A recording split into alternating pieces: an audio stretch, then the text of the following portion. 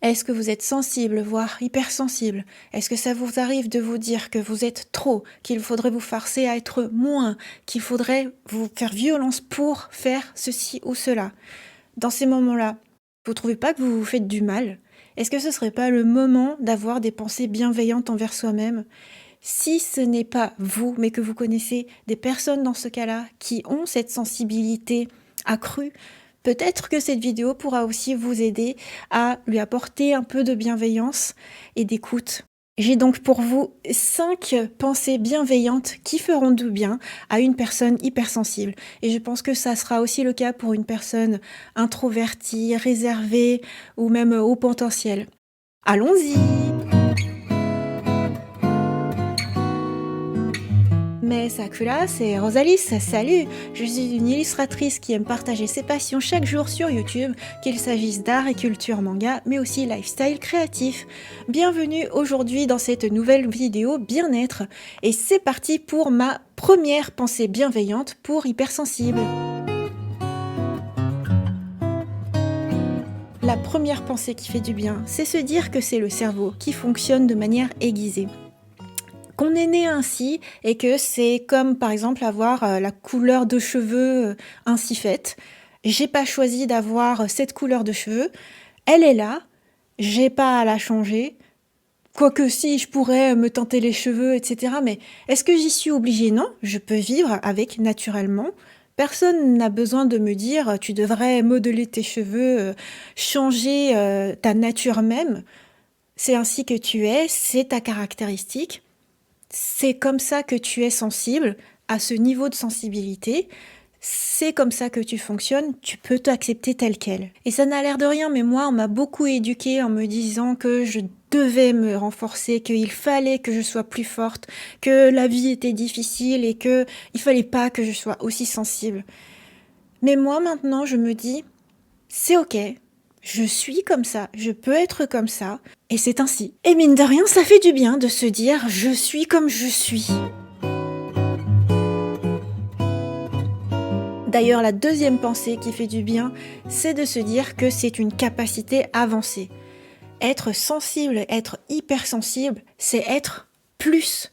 Non pas trop, mais plus. Par exemple, dans mon cas, être hypersensible, c'est très utile parce que je suis très créative.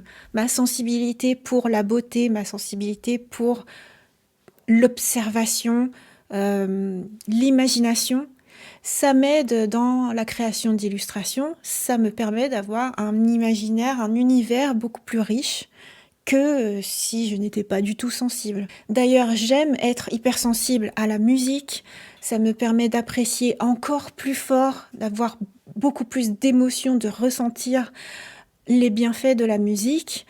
Le sens du toucher, on peut être hypersensible au toucher et c'est mine de rien agréable. Sentir le vent sur ta peau, par exemple, la chaleur du soleil ou une personne qui te prend dans ses bras. Tout ça, c'est hyper agréable. En étant hypersensible, c'est une très bonne chose. L'hypersensibilité, ça peut aussi aider à mieux communiquer. Parce que je suis hypersensible, je capte aussi tout ce qui est intonation vocale.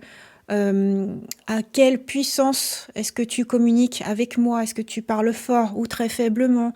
Est-ce que dans ta gestuelle, est-ce que ça exprime quelque chose? Tout ça, je vais le capter et le prendre comme information. Et une autre grande qualité à être hypersensible, c'est qu'on peut être plein d'empathie.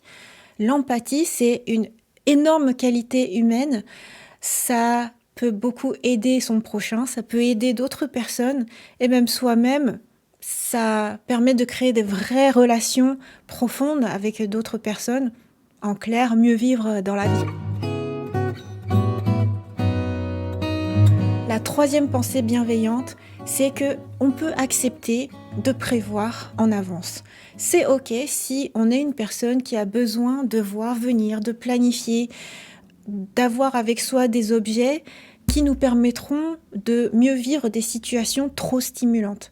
Par exemple, moi je suis hypersensible du son, hypersensible des oreilles. J'ai besoin d'avoir des bouchons d'oreilles dans certaines situations. Par exemple, en salle de sport, Certains coachs sportifs mettent de la musique vraiment, vraiment trop fort. D'ailleurs, l'Apple Watch dit que c'est dangereux d'être exposé à ce niveau sonore. Des simples bouchons d'oreille, ça te change la vie.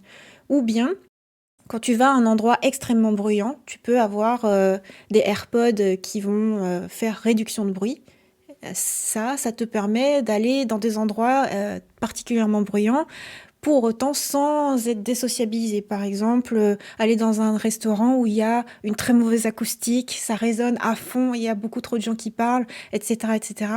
C'est pas grave, je mets mes AirPods, je peux passer une bonne soirée avec mes proches. Pour ça, je voudrais remercier mon chéri, parce que c'est lui le premier qui m'a dit que c'était ok, que j'étais pas particulièrement embêtante à devoir prévoir les choses en avance, que emmener juste ta petite boîte d'AirPods, c'était pas si compliqué, que lui aussi, il avait aussi des choses à garder avec lui pour être plus tranquille, et que finalement, c'était pas une tare, c'était pas chiant, quoi.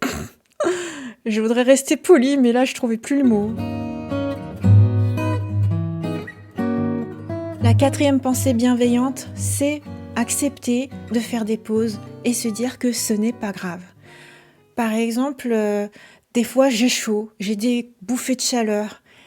Si je m'assois juste un moment et que voilà, je me pose juste moi avec moi-même, juste après, ça ira beaucoup mieux. Je serai plus calme et je pourrai continuer l'activité. Ou alors, en ce moment, j'ai tendance à avoir des inflammations du psoas. J'ai juste besoin d'une petite pause. Si je force dessus, si je continue, physiquement je pourrais, mais ça inflammerait de plus en plus et je me sentirais de moins en moins bien. À ces moments-là, c'est ok de se dire, même si on est lancé dans une marche par exemple, je trouve un banc, je m'assois, on marque une pause, ça va beaucoup mieux, je peux repartir et faire le tour de ville sur 10 km. C'est ok. Et ça n'embêtera personne, ce sera pas gênant, ça ralentira pas tant que ça. D'ailleurs, ça permettra de mieux repartir. C'est ok de faire une pause. Et la cinquième pensée qui fait du bien, je la dois à mes abonnés, c'est grâce à vous. Mais clairement, c'est ok de ne pas se pressuriser, c'est ok de ne pas chercher à être tout le temps le plus efficace possible. Par exemple, lors de mes live drawing, quand je cherchais encore la bonne formule entre dessiner, gérer le live, lire le live chat, parler tout le temps, chercher à être tout le temps intéressante, capter l'attention, faire attention qu'il n'y ait pas de coupure dans la diffusion directe, etc. Et il y a des moments où j'ai pu dire « Ouh là là, je vois l'heure qu'il est, attention, je vais passer en mode efficacité, efficacité. » Et dans le live chat, vous m'avez écrit « Mais tu n'as pas besoin de te presser, on est là, t'inquiète pas, prends le temps. » Dans une activité comme le dessin, une activité créative ou même toute autre activité, tu peux te dire « Je vais bien faire mon travail, je vais bien faire cette activité, je vais bien faire ce que j'aime faire » plutôt que de chercher à compacter le temps et rusher et peut-être finalement mal faire pour la satisfaction de personne au final. Ni ma satisfaction personnelle, ni la satisfaction des autres à qui je croyais rendre service en allant le plus vite possible.